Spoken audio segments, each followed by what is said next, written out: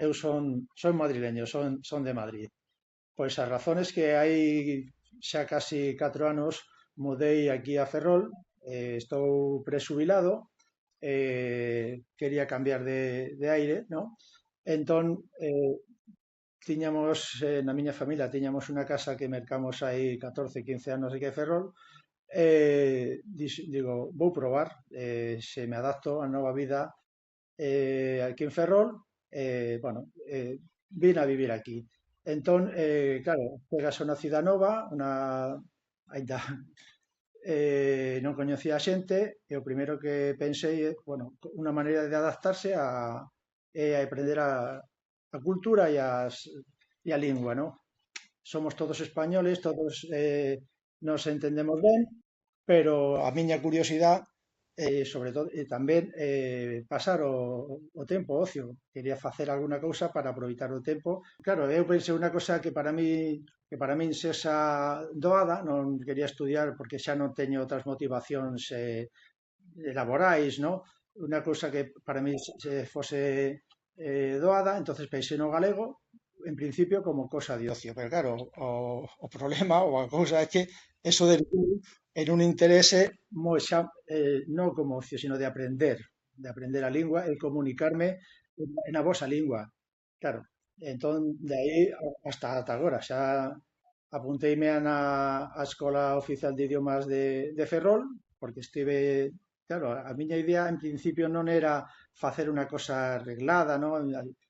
Ir a un centro cultural, hacer unha cosa así para aprender o básico a comunicarme, porque claro, eu escoitaba a radio e a televisión galega, eu, como calquer castelán, supoño, enténdese ben, pero eu quería máis, quería falar, que unha cosa é entender e outra cosa é falar, non?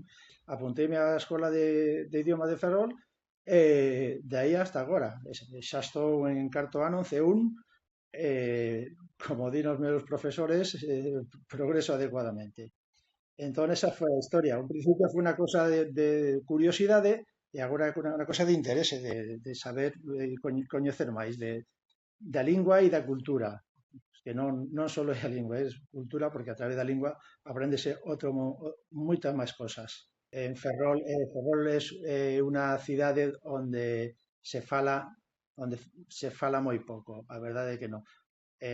No día a día non se fai. Para mí foi unha desilusión porque eu pensaba, claro, é unha cidade galega, pero non sei se son un caso raro, pero eu intento comunicarme sempre en galego, porque é o único xeito de practicalo. Entón, aquí a xente, aínda que non o fale, entende. Os motivos por os que nos falan son diversos. Eu falei con moita xente e cada un conta a súa historia, ¿no? Desde que non sirve para nada, estoy falando de galegos, de ferroláns de toda a vida, ¿no? De que non sirve para nada, que se pasas o cebreiro xa non tal, sempre discrepo, pero bo, o caso é que vou mercar o pan, vou ao Gadis, vou a calquera sitio, eu comunícome en galego. A maioría das veces que esa a mágoa a xente respóndeme en castelán, pero outras respóndeme en galego, entón teño esa ilusión. Pero o fixen desde o primeiro, con as linguas nunca tive esa vergoña que ten a xente, non, que non falo porque non sei pronunciar ou falo mal.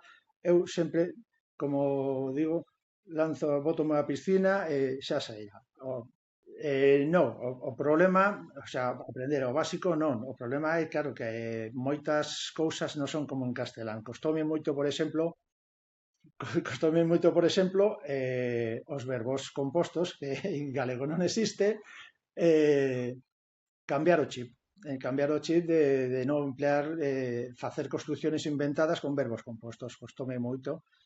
Despois moitas palabras, moitas verbas que non existen en castelán, aprendelas, expresións, pero foi doado, non penso que foise difícil, para mí polo menos.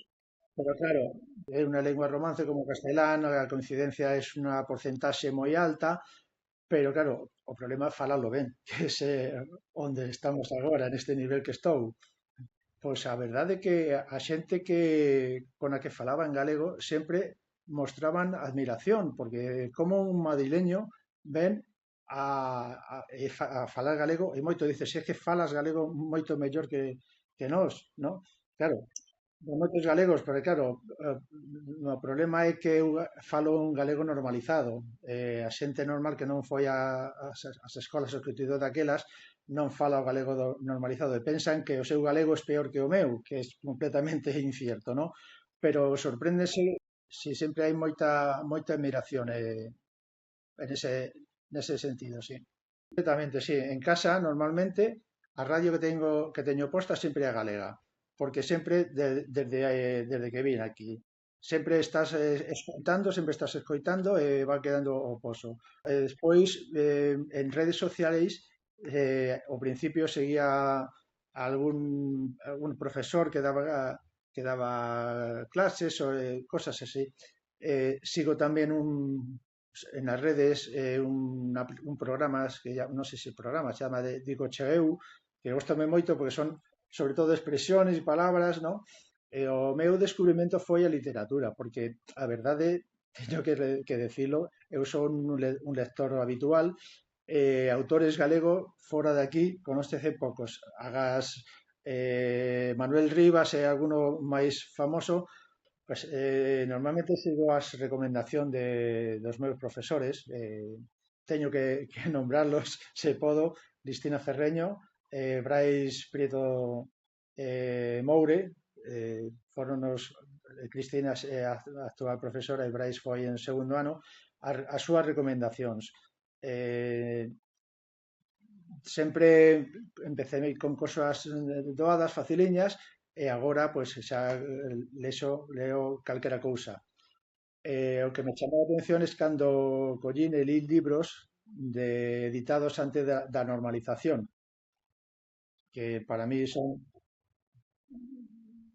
son a maioría, entonces sorprendeu. Sí, sí, pero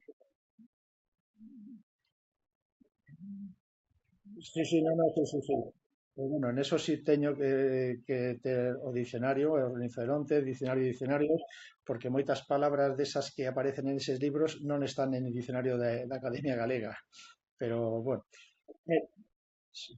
Pero bueno, por lo general cada vez son menos as palabras que teño que mirar, eh? O sea que pasa como en castelán. En castelán eu non coñezo todas as palabras do castelán, pero aínda que non saibas unha palabra en concreto, por lo, mm, por o contexto a entendes.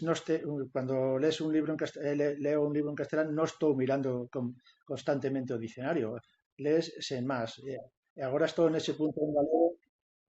Efectivamente, se unha cosa puntual, isto non sei que significa, o teño a curiosidade de se a busco, pero senón non. Para un castelán falante é unha lingua que é sinxela de aprender, para un estranxeiro pode ter máis complicacións, pero que se anime, que esa é a única maneira de revitalizar a lingua galega, porque tristemente o que vexo pola rúa é que cada vez a fala menos xente, e sobre todo a xente nova, non a usa. Entón, temos que dar entre todos un impulso e os que vimos de fora, máis.